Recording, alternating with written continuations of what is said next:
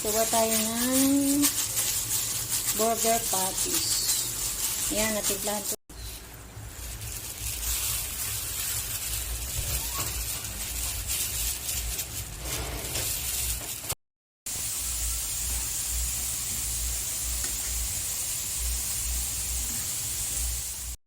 Luto na ang aking burger patties.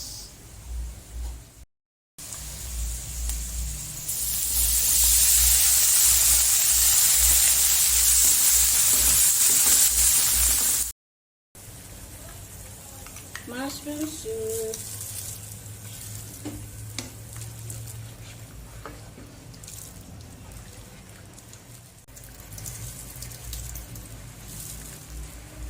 Yummy!